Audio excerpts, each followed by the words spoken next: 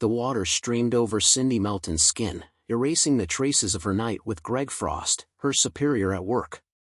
Greg had evolved into something more than just a boss. That evening, Cindy had finally relinquished the last vestige of herself she had been keeping guarded, along with a confession of her emotions. Although she had been apprehensive at first, the experience turned out to be less distressing than she had expected. This was an intimacy she had never extended to her husband, Denny, of nearly 30 years, who had never broached the subject. Cindy questioned whether she was compartmentalizing her relationships, reserving specific aspects solely for Greg.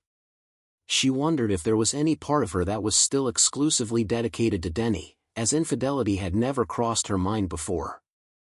Murdoch Holdings, a prominent investment firm, operates under a unique and secretive policy. All male executives are required to have some form of relationship with a personal assistant. This unwritten rule, in place for over 75 years, remains a closely guarded secret, with employees bound by non-disclosure agreements.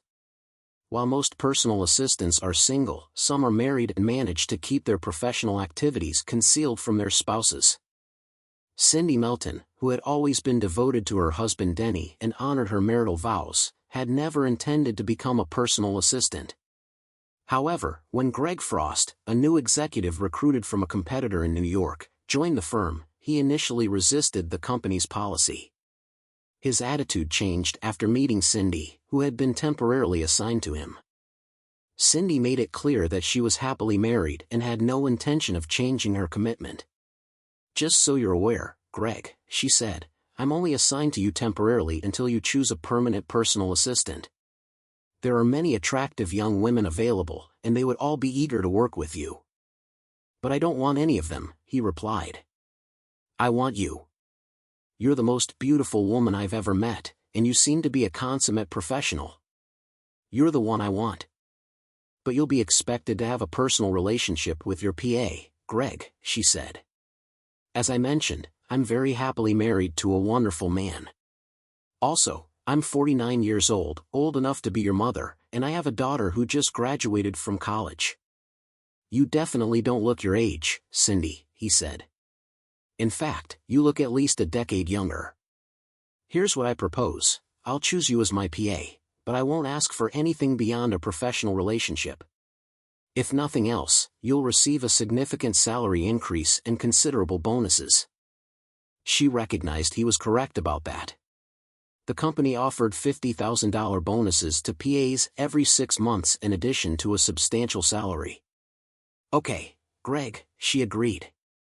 "We can give it a try and see how it goes."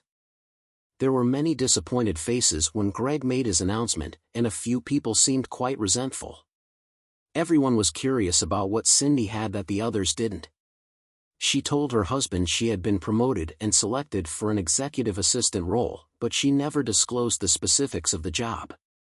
After nearly 30 years of marriage, Denny trusted his wife completely and celebrated her new position with her. Initially, Cindy and Greg maintained a professional relationship. They met in his office 3 times a week on Mondays, Wednesdays, and Fridays from 4 to 5 p.m. for what was known as PA hours. Unlike other executives who were involved with their PAs, Greg and Cindy would sit on the couch in his office and chat, mainly about her family and her marriage. "Tell me about your husband," he asked one day during their meeting. "Denny, short for Dennis," she replied, "served 20 years in the Marine Corps. He was a military policeman who advanced to criminal investigations. He completed 2 tours in the Middle East, and when he retired, he had established ties with the local police force, which then hired him as a detective. About a year ago, he was seriously injured while apprehending an armed robber. After spending months in rehabilitation, he received a medical discharge and a pension." "Wow," Greg said. "What does he do now?" "These days, he takes on some part-time work," she replied. "He serves legal papers and assists a friend with his private investigation business. He mentions it's mostly uneventful, but he doesn't have to deal with criminals up close anymore. Usually, he's just at home." "Sounds like he's quite an interesting guy," Greg said. "I'd love to meet him sometime." "Why not come over for dinner?" she suggested.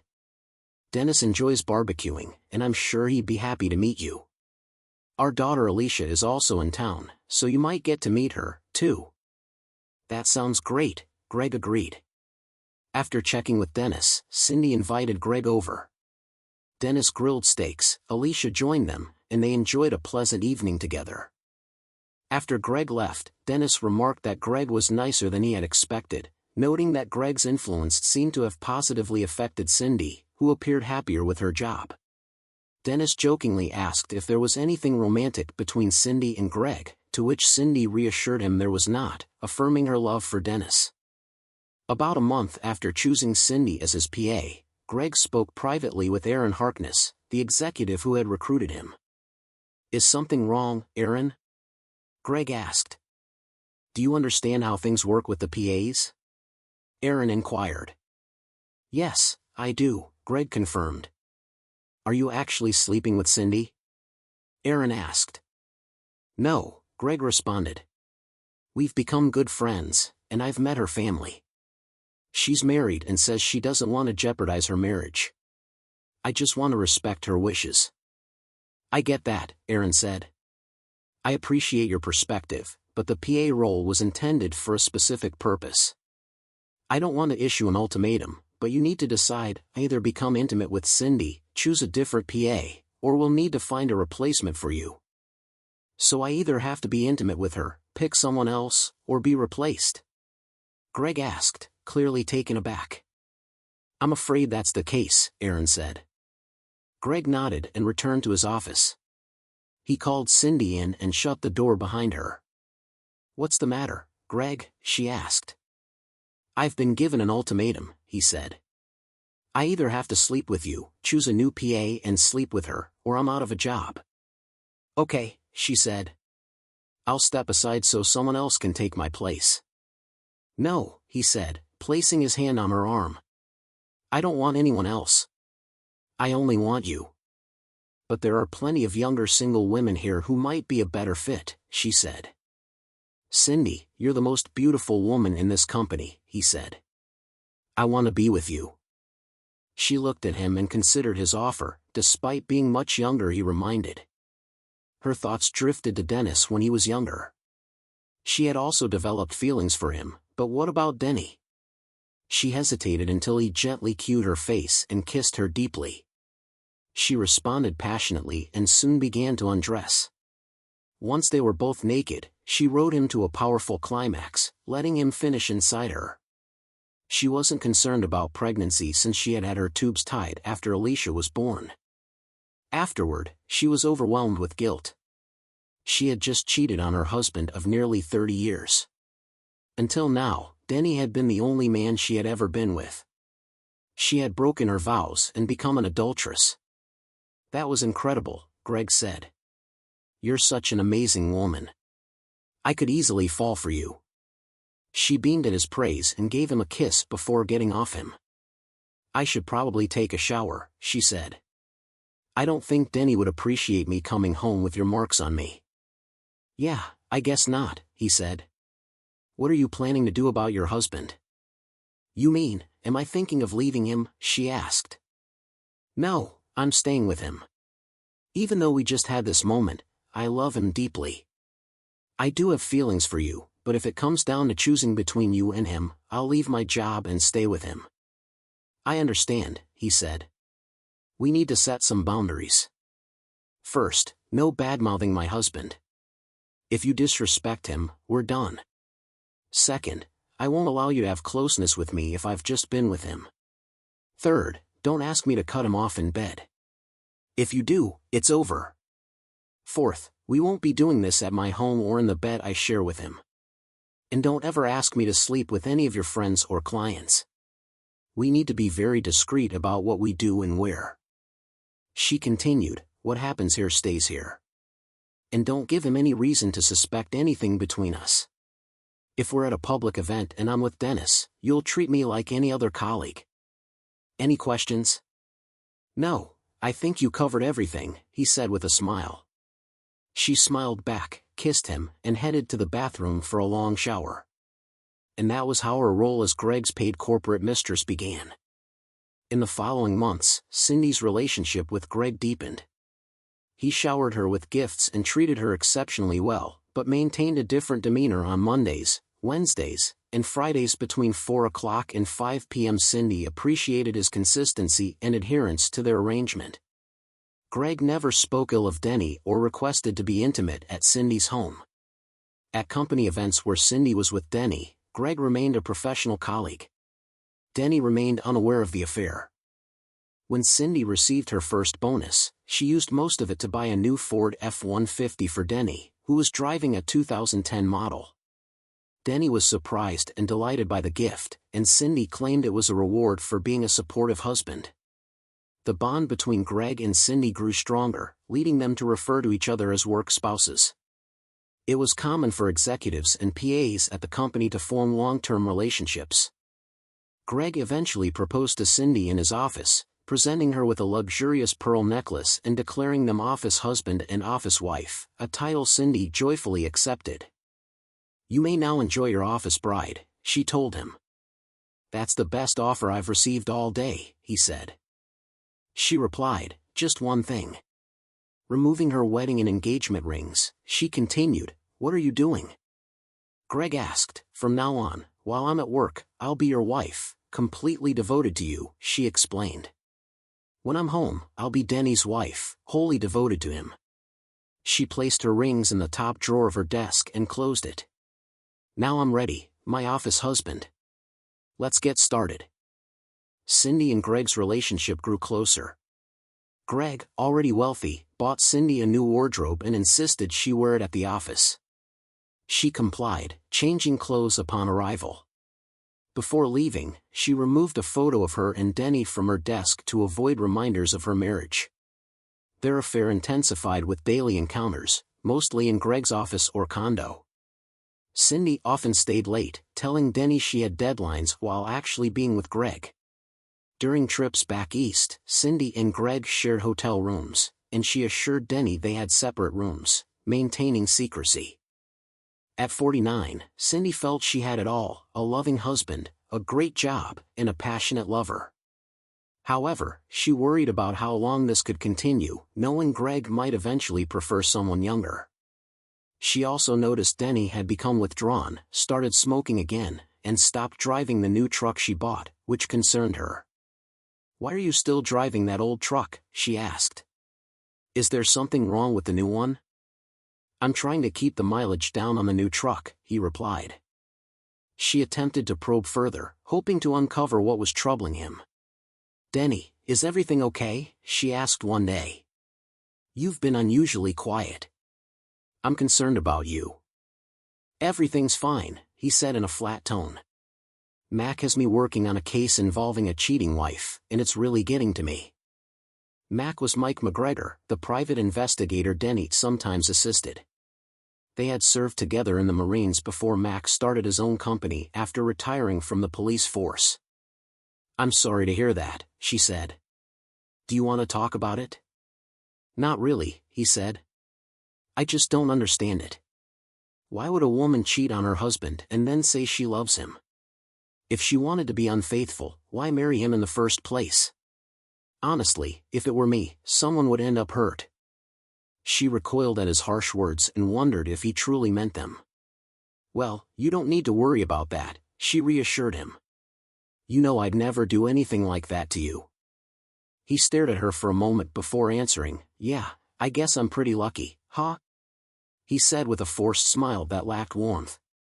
She smiled back, but in her mind, she started to question whether he knew about her relationship with Greg.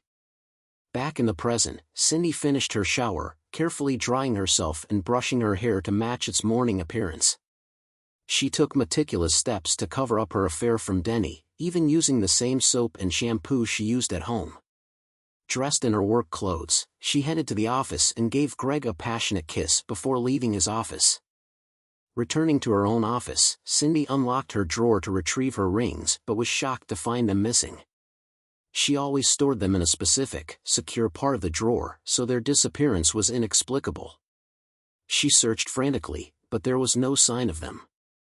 She rushed back to Greg's office, distressed. Greg immediately joined her in the search, but the rings remained elusive. He suggested leaving a note for the night cleaning crew to keep an eye out for them, reassuring her that they would be found. Cindy was worried about Denny noticing the rings' absence.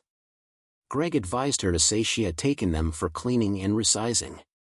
Cindy was reluctant to lie, though she had been doing so for months. She reluctantly accepted Greg's suggestion as she left the office while he wrote the note for the night crew. Friday, 5:15 p.m. Dennis and Cindy Melton's home. Dennis Melton, reflecting on his life, recalled meeting Cindy at the end of his first enlistment. Instantly smitten, he married her, respecting her choice to remain innocent until their wedding. Eventually, her father accepted him as a son-in-law, asking him to take care of my little girl no matter what. Denny promised. For nearly 30 years, Cindy was a devoted wife, handling Denny's constant deployments and irregular hours. They faced hardships, including the death of their first child, Leah, from SIDS, and 2 miscarriages.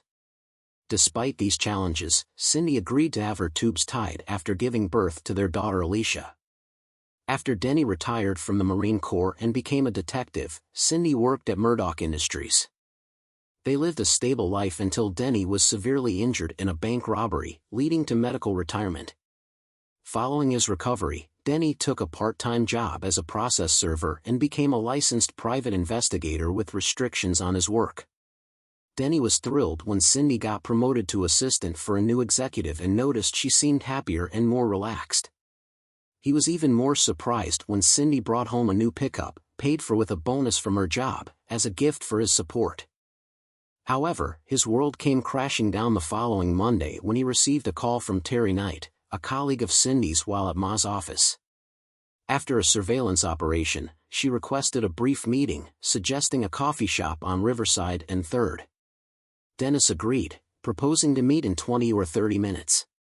Terry declined to explain the purpose of the meeting over the phone, promising to provide details in person.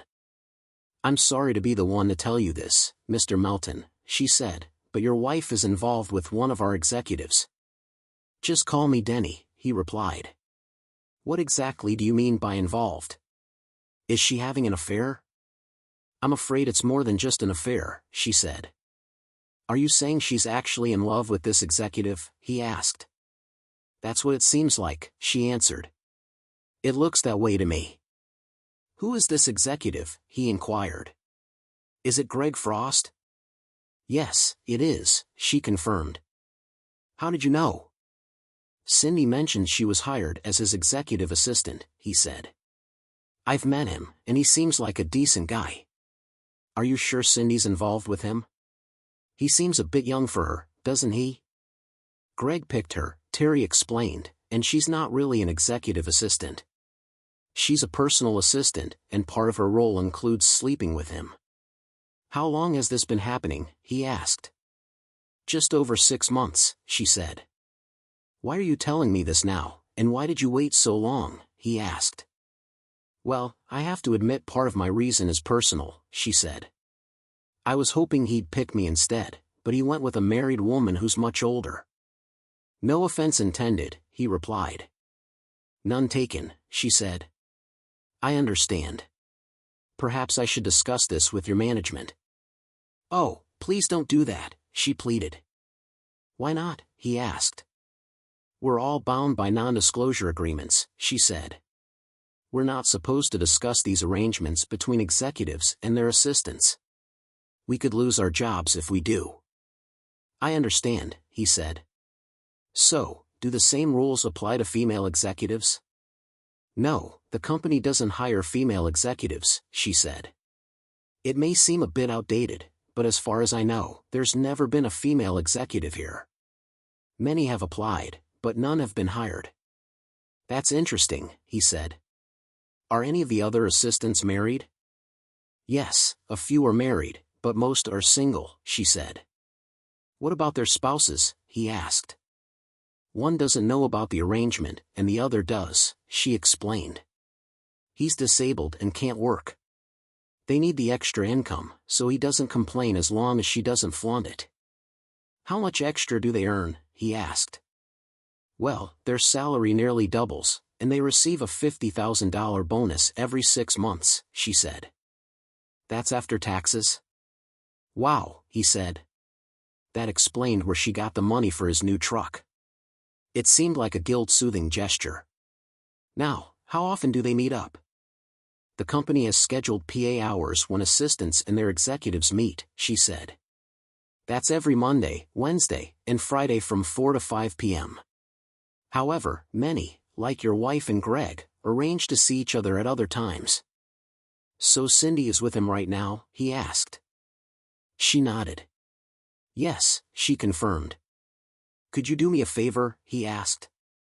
I'll try, she replied. Could you keep an eye on Cindy and Greg for me? He requested. Let me know if you notice or hear anything important. I think I can manage that, she said, but I'll have to be cautious. I understand, Terry, he said. I don't want you to jeopardize your job. I should get going. I'm really sorry this happened, she said, standing up. I'll keep you informed if I learn anything new. Thank you, Terry. I'm more grateful than you realize, and I appreciate you being honest with me. He said that once she had gone, he sat quietly, trying to process the news she had shared. It felt like he'd been hit hard in the stomach. So, this is how Cindy chooses to repay 30 years of loyalty? Checking his watch, he saw it was around 4:30, which meant Cindy and Greg were likely halfway through their hour back at the office. Dennis hoped to catch Mac before he left. Upon arrival, Mac noticed Dennis's distress and asked what was wrong. Dennis revealed that he had learned of Cindy's infidelity with her boss through Terry. Mac suggested they discuss it in his office.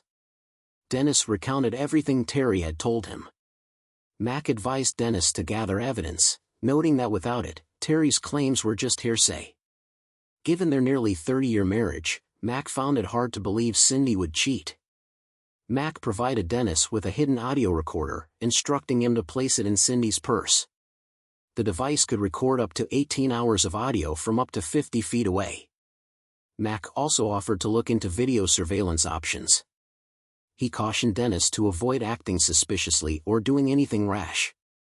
Dennis agreed and went home. He discreetly placed the recorder in Cindy's purse and attempted to act normally. Over the next few days, he observed Cindy closely but found no evidence of infidelity, such as unusual cologne or other signs. Dennis watched Cindy for any signs of unusual behavior but saw none. She changed out of her work clothes as usual and went to prepare dinner, maintaining her routine.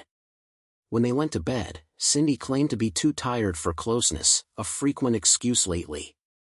Although Dennis was unsettled by Terry's claims, he hoped they were unfounded.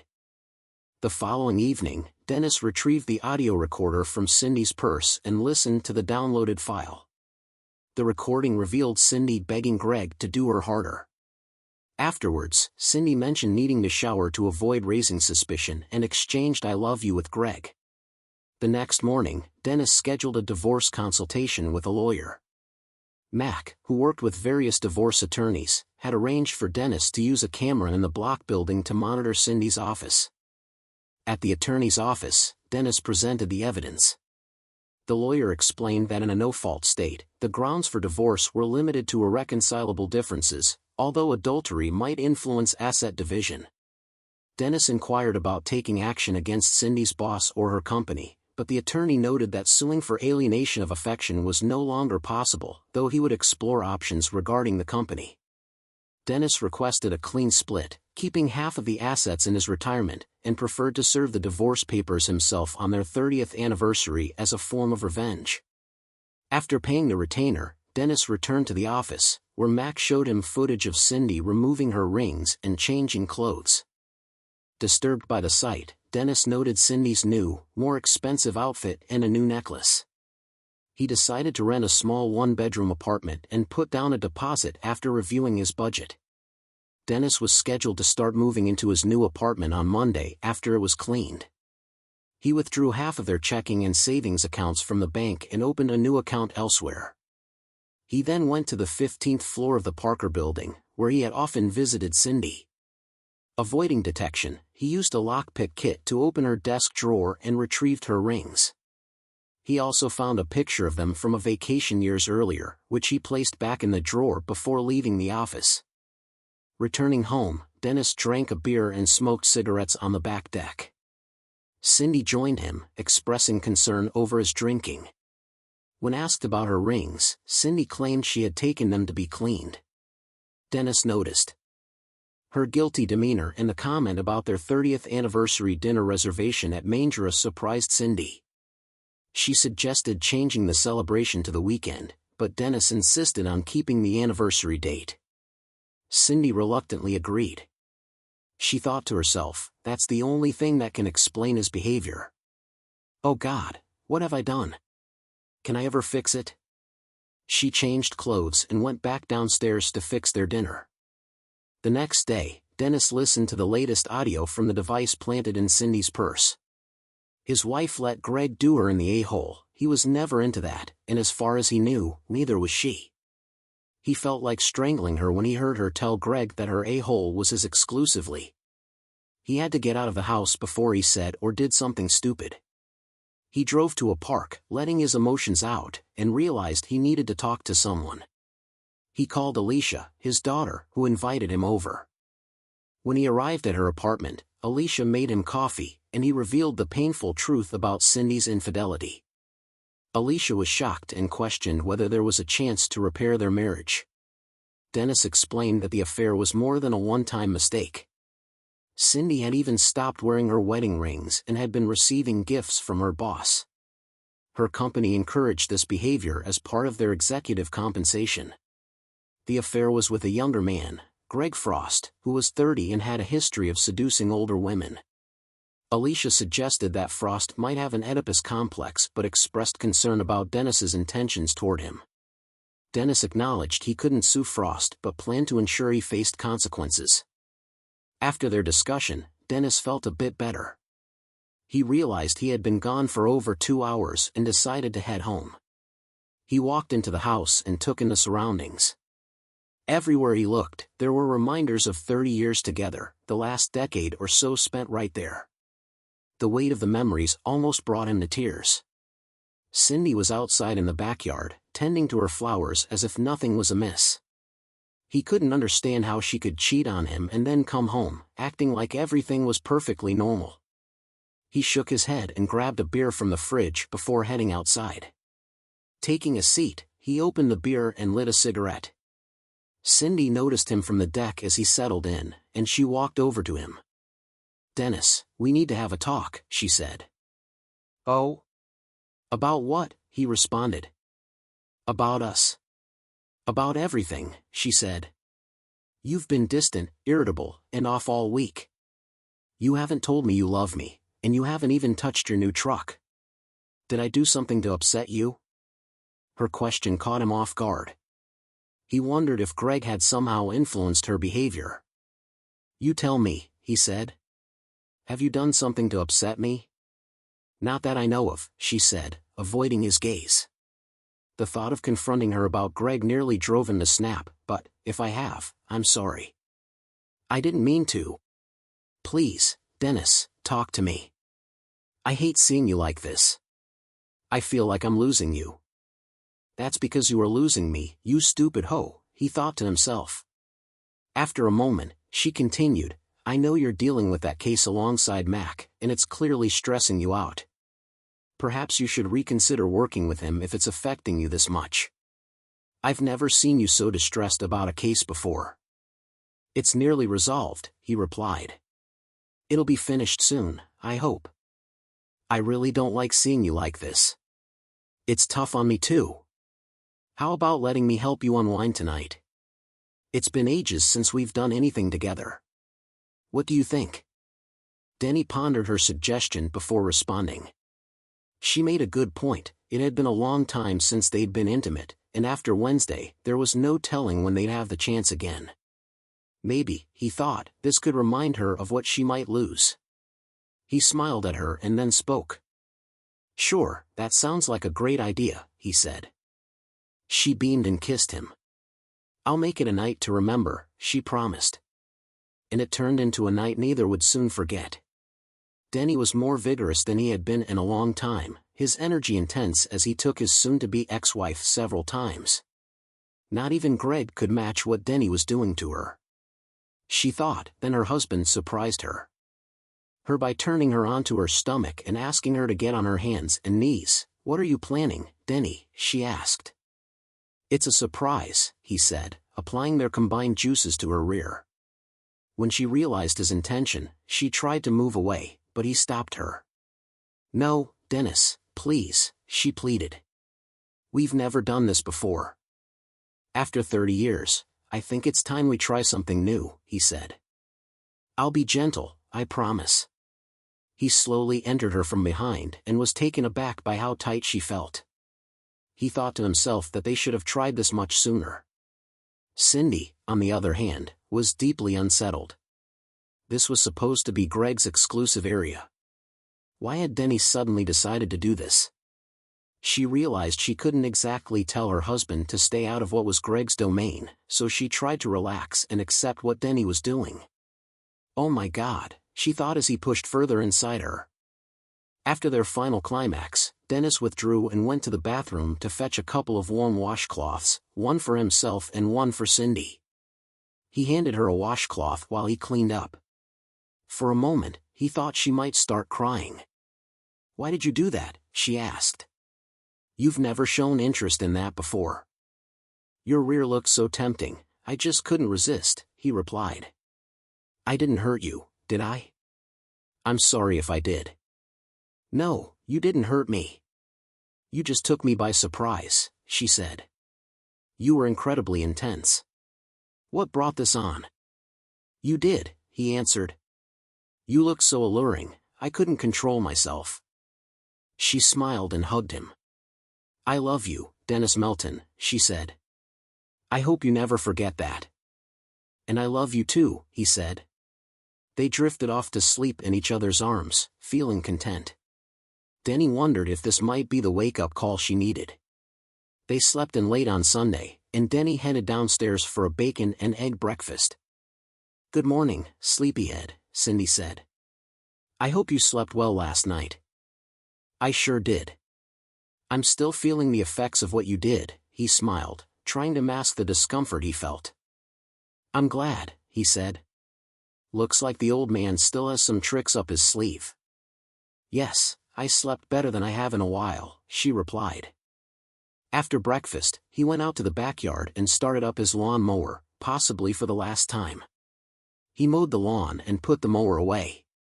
Taking a final look at his work, he thought he would miss this yard. They were intimate again that night, but Dennis avoided Cindy's rear end since she was still a bit sore from the previous night's activity. That was fine with Dennis, simply knowing that Greg Frost's exclusive area was no longer off-limits was enough satisfaction for him. After they finished, Cindy rested her head on Dennis's shoulder.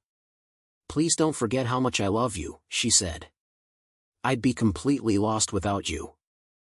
"I love you too," he replied. It was true, he still loved her, which made her betrayal all the more painful. That night, before heading to bed, he decided to place an audio device in her purse, hoping she would tell Greg that their relationship was over. Monday, 2 days before D-Day, Cindy felt rejuvenated when she left for work that morning. After preparing a nice breakfast for herself and Denny, she kissed him goodbye and practically skipped out of the house, a wide smile on her face. Watching her go, Denny hoped she would make the right choice. When she arrived at work, she breezed into Greg's office, picked out a lovely dress for the day, and changed into it, putting on the necklace Greg had given her when they became office spouses. She greeted Greg with a warm hug and a kiss. "You're in a great mood this morning," Greg remarked. "I assume you had a good weekend?" "The best," she replied. "Denny and I reconnected this weekend, and it was amazing." "I see," he said. "Did he leave anything for me?" She laughed. "Oh, there's plenty here for you, my office husband," she said. "Everything okay at home, then?" "Yes, now it is," she said. "But I think we need to be extra cautious." "Oh, why?" Greg inquired. "I think he's becoming suspicious," she said.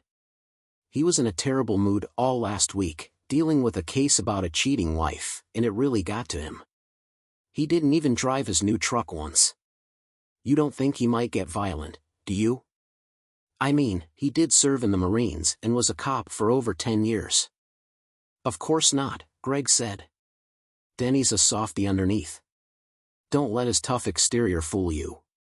By the way, I'll need to skip PA's hours on Wednesday. Why is that? Greg asked. That's our time, you know. I understand, but it's my 30th wedding anniversary, she said. Remember what I mentioned when we first started this?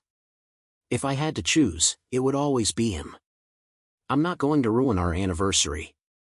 I suggested moving it to the weekend, but he refused. Besides, he's already booked a table at Mangiacati. At least he has good taste, Greg commented. Of course, she replied. He married me, after all. Greg laughed, lifted her up, and kissed her. Yes, he did, Greg said. Well, since it's your 30th anniversary, I think we can work something out. Maybe you and I can take a weekend trip somewhere. Deal, she agreed. But not too soon. I want to make sure Denny is in a better mood first. Something's really bothering him, and I hate seeing him like this. Do you think he knows about us? I'm not sure, she admitted. Maybe that's why I think we need to be cautious for a bit. By the way, what did you tell him about your rings? I told him what you suggested, she said. That I took them to be cleaned, and he believed that. Yes, Greg inquired. Yes, Cindy confirmed. Has anyone found them? No, he said, shaking his head. No one turned them in, and apparently, no one saw anyone coming into the office on Friday afternoon. Any idea what could have happened to them? She asked. He shook his head. I have no idea, he said. I'm as puzzled as you are. I'll keep looking and asking around. They must be somewhere here. Okay, she said. If nothing turns up, maybe I can buy a replacement set if necessary. I'll take you to get a new set, Greg said. Since it happened in my office, I feel somewhat responsible. That's very kind of you, Greg, she said. But this is on me. I'm the one who took them off and put them in my desk drawer.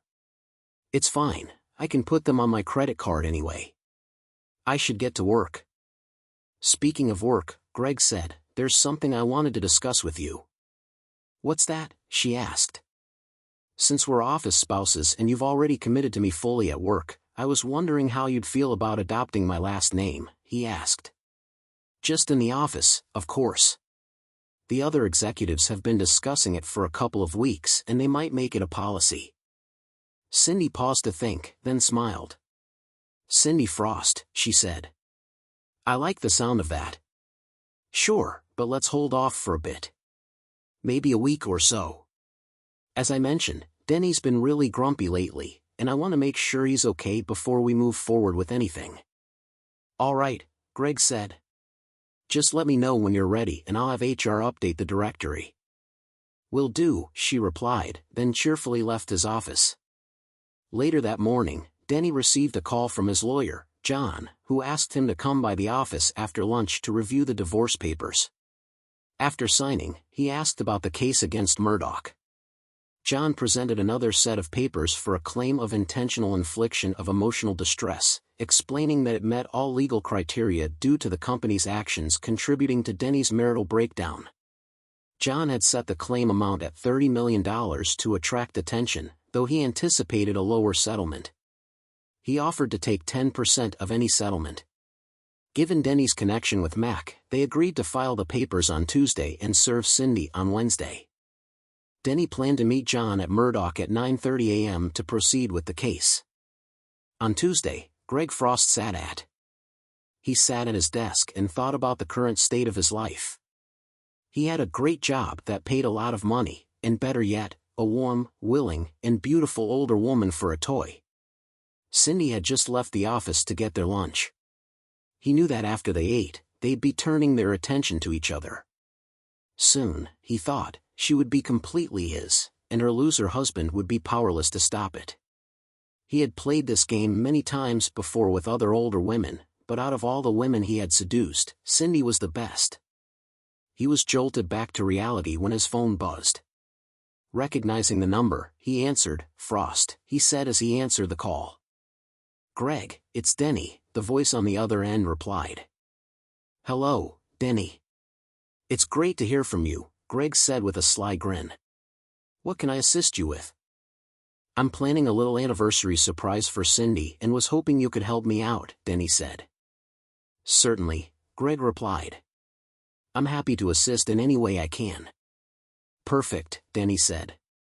"Let's meet at Murphy's Bar at around 5:30 this evening to go over the details.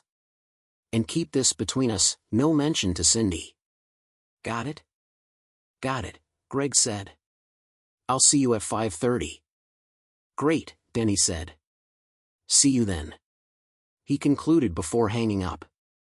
Greg put his phone back in his pocket and wondered what Denny was planning. Maybe, he thought with a grin, I'll leave a little surprise for Denny, which he'll find in Cindy's V later. He then turned to his computer and began searching for male chastity devices. After work, Greg went directly to Murphy's and parked in the lot. The small bar was located at one end of a strip mall in an older part of town.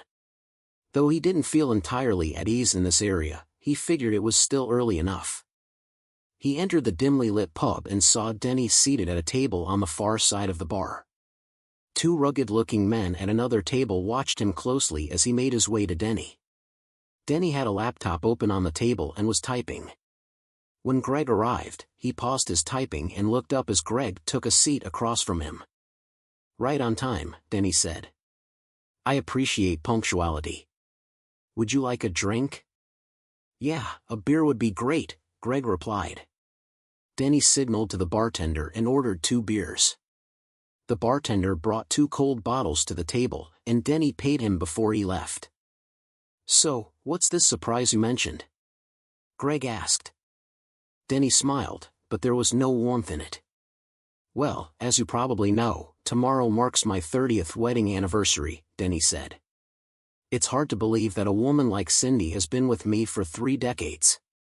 Who would have thought?" "I understand what you mean," Greg said. Denny nodded in agreement. "By the way, Greg, what was it like doing my wife in the a-hole?" Denny asked. Greg looked startled and began to respond, but Denny cut him off. "Don't bother answering. It was just a rhetorical question. I know what it's like, I did it myself last weekend." "Didn't she tell you?" "I thought you two talked about everything. After all, she's your work wife, right? You're the reason she takes off my rings when she arrives at work, aren't you?" Greg stared at his beer, feeling embarrassed. "Denny, Greg started to say, but Denny interrupted him.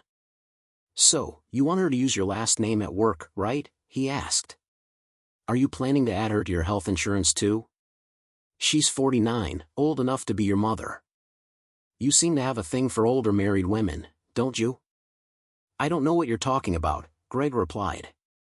"Don't play dumb with me," Denny said. "I know all about you. Does the name Robin Harkness mean anything to you? Or Janice Taylor? Or Brenda Smith? They all have similar stories, older married women, some quite wealthy, and you somehow end up being mentioned in their wills. How do you manage that, Greg?" "No need to answer. I already know. So what's the deal with you and older women? Is it some sort of Oedipus complex? Did you have unresolved feelings for your mother as a child? What's an Oedipus complex?" Greg asked. "What are you talking about?" "Oh, I forgot," Denny said. "You probably missed that in your modern education. Maybe you've never even heard of it." Greg was starting to get irritated. Who does this guy think he is? "Look, Denny, I care about your wife," he said. It wasn't the best thing to say to a man with a gun who knows you've been sleeping with his wife for what, 6 months or more? "All right, what do you want from me?" Greg asked. Denny turned his laptop around to show Greg the screen. "What's this?" Greg asked. "Don't you recognize your company's Outlook web access site?" Denny replied. "I see that," Greg said, "But what's on the screen?"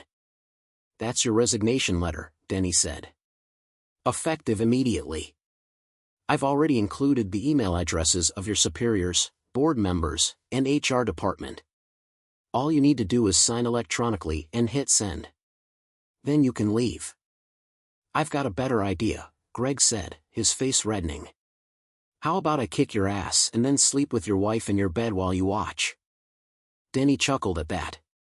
"It's true, you're 20 years younger than me, in good shape, and don't have a bad leg to contend with. But you're overlooking a couple of things." "Oh yeah? Like what?" Greg snapped. "First off, I'm carrying a weapon," Denny said.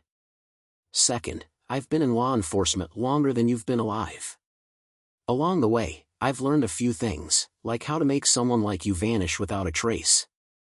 No one will ever find your body." Greg stared at Denny, stunned. "You'd really kill me?" "In a heartbeat, asshole," Denny replied. "It's up to you.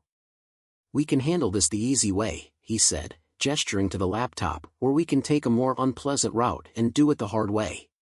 Either way, you're out of my life forever. Personally, I'm kind of hoping you pick the latter. It's been a while since I've had to end someone, and my trigger finger is feeling a bit twitchy. So all I need to do is sign and send this email?" Greg asked. "What happens then?" "Then you leave my city tonight," Denny said, "and you never come back." "Not ever." "But I have everything in my condo," Greg said. "Already taken care of," Denny replied, pulling out a key. "These two gentlemen moved your belongings to a storage facility about an hour and a half from here. Here's the key to your storage unit.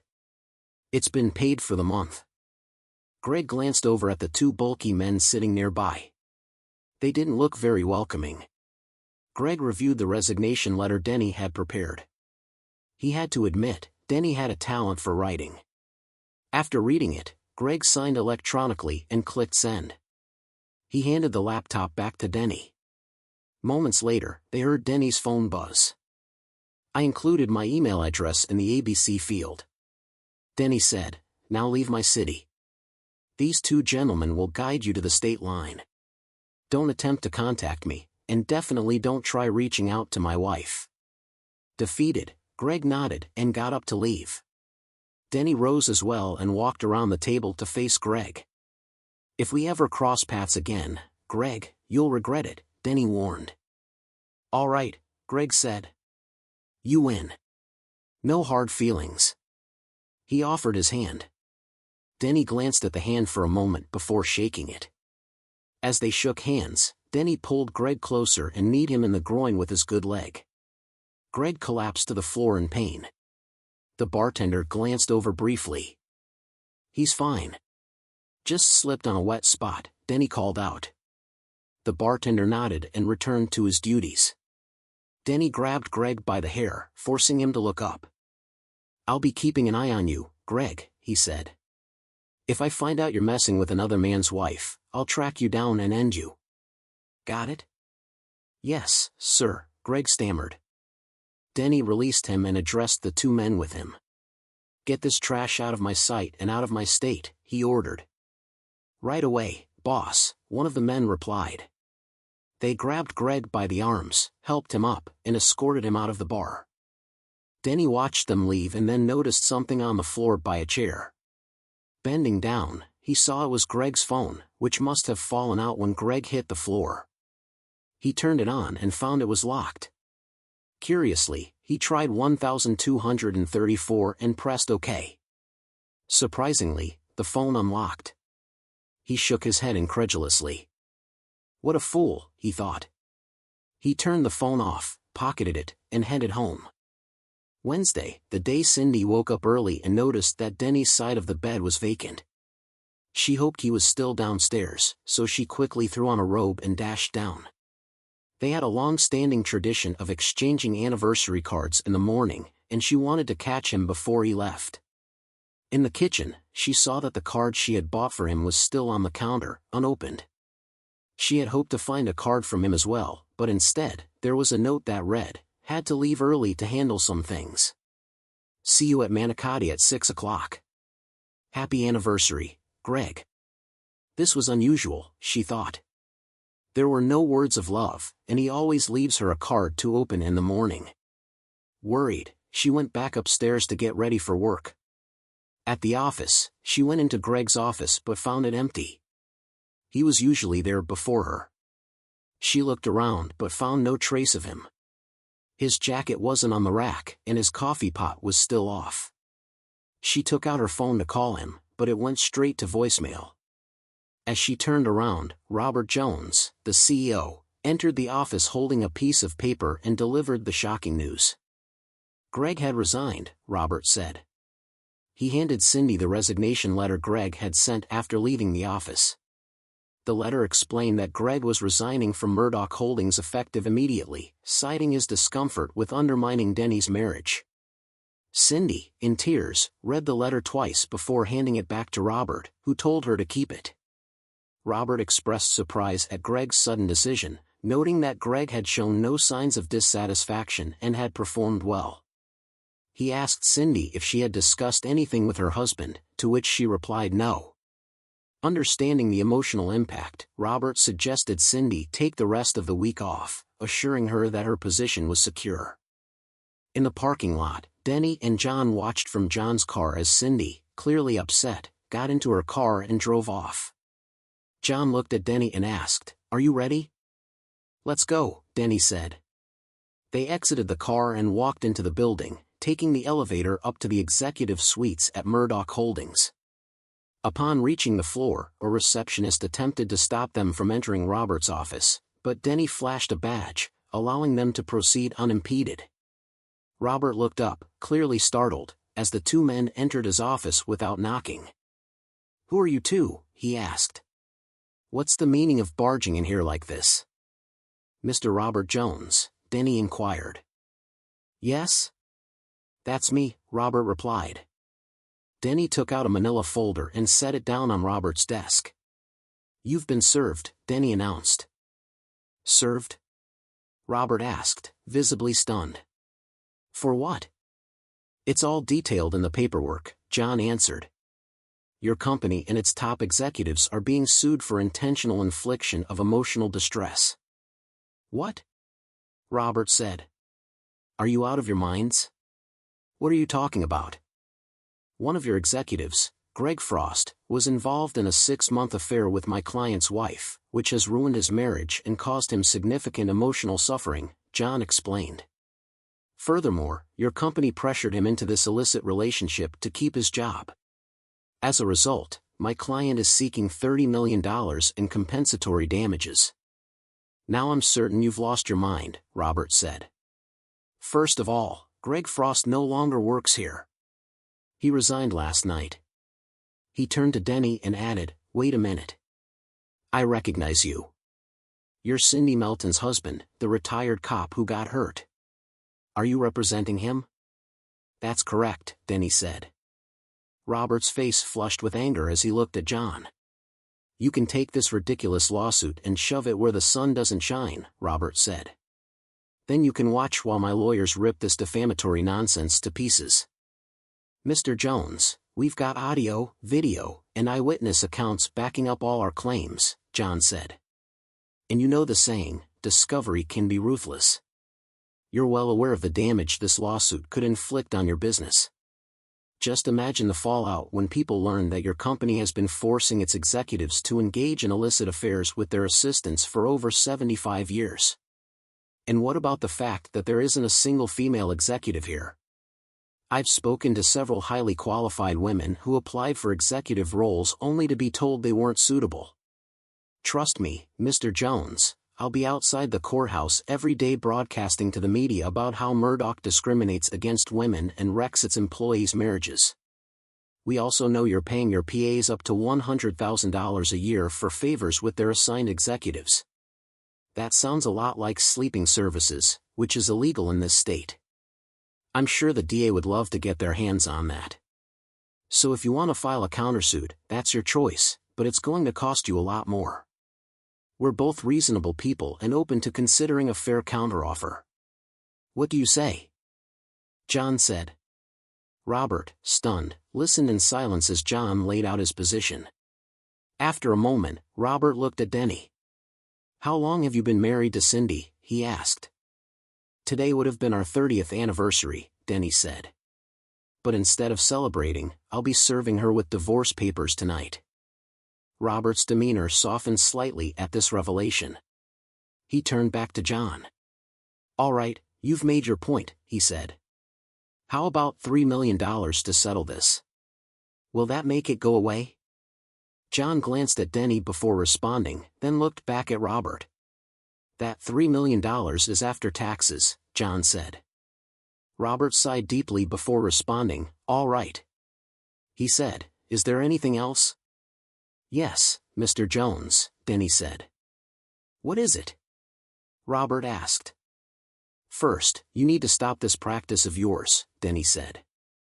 "Second, you have to offer Cindy Frost's position.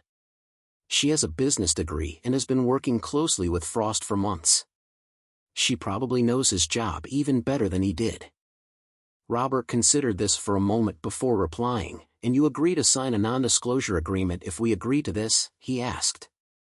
Denny glanced at John before answering. "Absolutely," Denny said. "All right," Robert said. "I'll need to discuss this with the board." "When do you need a response, counselor?" "Preferably by the end of the day," John said. "I think we can keep the media off our backs until then." "You'll have your answer by then," Robert said. "And Mr. Melton, I genuinely regret what happened with your marriage," Robert said. "Thank you, Mr. Jones," Denny said. They shook hands, and then John and Denny left. "Well, that went better than I expected," John said once they were back at his car. "Yeah, it did," Denny said. "Just one more thing I need to take care of." "Trust me, you'll be all right," John said. "Just give it some time." Denny nodded in agreement. Cindy parked her car and rushed to the elevator for Greg's condo, but upon arriving, she found it empty. After searching the place and calling his name with no response, she drove home in tears. She spent the rest of the day crying, then began preparing for her evening with Denny. In the master bedroom, she was shocked to discover that many of Denny's clothes were missing from the closet and dresser. Panicked, she reassured herself that it was just a mistake or a joke. After a shower and makeup, she forced herself to believe that Denny wouldn't leave her. Arriving at Manjakatais, Cindy noticed Denny's old pickup in the parking lot and hoped the evening would resolve everything. Inside, she was led to a secluded table where Denny awaited, dressed in a suit and ready for their meeting. He seated her just as he always did and then took his place across the table. They ordered their meals and a glass of wine. They made small talk and exchanged pleasantries as they ate. After finishing their meal, Cindy lifted her glass. "To 30 years of marriage," she said. Denny nodded and took a sip. Cindy continued, "And to another 30 years of wedded bliss," before taking a drink herself. Denny shook his head and set his glass down. Cindy stared at him, stunned. "I'm sorry, but that's not going to happen," he said, his voice heavy with disappointment. "What?" she asked, clearly shocked. "Why not?" "You're not naive, Cindy," he said. "And neither am I. I just need to ask you two things. Why and how long were you planning to keep deceiving me?" "I honestly don't know why," she admitted. "Greg reminded me so much of you when we were younger, and he was so kind to me. I just ended up falling for him. I'm sorry. I never meant to hurt you, and I certainly didn't intend to make you look foolish." "Seriously," he retorted. "You're old enough to be his mother. You brought him into our home, served him our food, and made me believe he was a decent guy, all while you were giving him what was supposed to be mine. Even worse, you were being paid by the company to be his object. Do you know what they call that in this state?" he added. "What?" she asked quietly. "Sleeping for money," he said bluntly. "Is that what you've become? A hoe?" "Oh God, no," she cried out. "The bonuses and extra money were for the services I provided." "Sleeping services," he corrected her. "No matter how you put it, that's what it was. The money for that new truck, well, that was earned through your infidelity. You want to know why I don't drive it anymore? Because it symbolizes betrayal. Every time I see that truck, all I can think about is you letting Greg have his way with you. You saw that? She asked, her voice trembling. Oh, absolutely, Denny said. I saw everything. And you know what was worse than watching you two behave like animals? Seeing you take off your rings and shove them in your desk drawer like trash. You were so embarrassed by me that you couldn't even wear my rings at work. Then you lied, saying you took them to be cleaned. I'm sorry, she said, tears streaming down her face. I went to get them, and they were gone. I didn't know what to say, so I lied. I'm really sorry. It won't happen again, I promise. I know it won't, he said, pulling an envelope from his jacket pocket and placing it in front of her. Cindy Melton, you've been served. She shook her head, sobbing uncontrollably. No, no, no. I won't accept this, she pleaded. I don't want a divorce. Denny, please tell me this is just a joke. This isn't a joke, Cindy, he said. I've struggled with this all week, and I'm done. You still haven't answered my second question. How long were you planning to keep making a fool of me? Were you going to keep seeing Greg until you retired? I don't know, she sobbed. And this nonsense about taking his last name at work, he continued. Were you really going to do that too? I don't know, she cried. Please stop, Denny. I can't handle anymore. Too bad, he said coldly. Now you're getting a taste of what I've been feeling for the past week and a half. But there is one good thing that's come out of this. What's that? She asked, desperate. You've been promoted, he said with a smirk. You've been chosen to fill Greg's position. Congratulations. You're now Murdoch Holdings' first female executive. You know about Greg leaving? She asked, her voice filled with disbelief. Yes, Denny replied.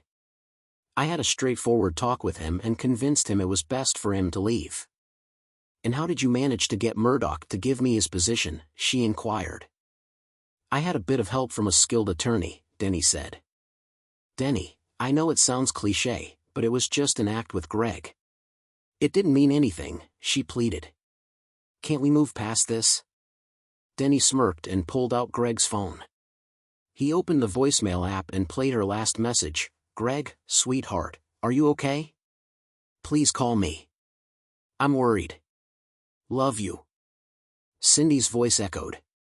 Denny shut off the app. Sweetheart, love you, he said mockingly. Sounds to me like someone deeply involved. No, Cindy, we can't move past this. You made your choice, and now you live with it. Just so you know, you're not the first older woman Greg has deceived. Let's hope you're the last.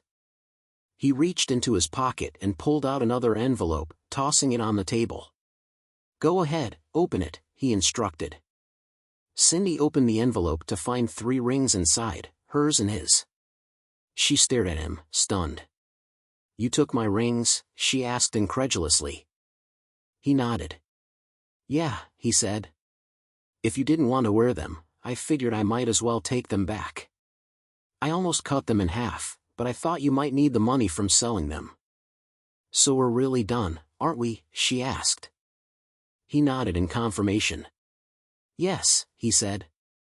And just so you know, I've already informed Alicia and your family.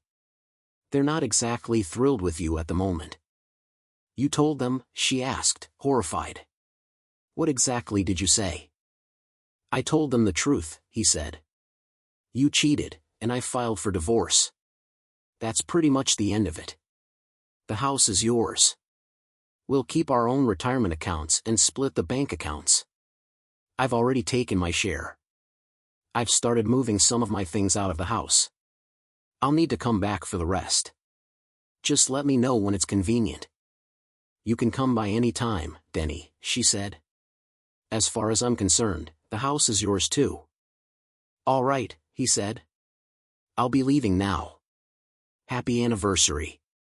Goodbye, Cindy. She reached out to stop him, but he was already at the counter, settling the bill. As he walked out, she felt tears streaming down her face. The divorce between Denny and Cindy proceeded smoothly. Cindy signed the papers and returned them to John, who filed them with the court. The divorce would be finalized in 60 days. On Monday, Cindy returned to work to hear about her promotion, which was significant news for the company and even made local headlines. The company also announced that executives would no longer be required to have closeness with their PAs. New executives would have assistants without this component, and Cindy helped implement stricter harassment standards. Denny and Cindy remained dedicated to their work and did not date. Cindy continued to wear her rings, feeling she was still married to Denny, while Denny grappled with trust issues. 6 months later, Denny walked Alicia down the aisle and attended her wedding with Cindy, where they held hands and danced together. Months later, while sitting in his truck, Denny witnessed a client's spouse unravel her marriage. Suddenly, he felt a sharp pain in his chest that spread to his left arm. Realizing what was happening, he attempted to call 911 but suffered a fatal heart attack before help could arrive. Heartbroken, Cindy died a few months later from a stroke. Although Alicia knew her mother's real cause of death was a broken heart, Cindy was buried next to Denny. Greg Frost, who continued to pursue married women, met a tragic end a year after Denny had confronted him. He was discovered in bed with another woman by her furious husband, who shot him dead. The husband was acquitted on grounds of temporary insanity and subsequently divorced his unfaithful wife.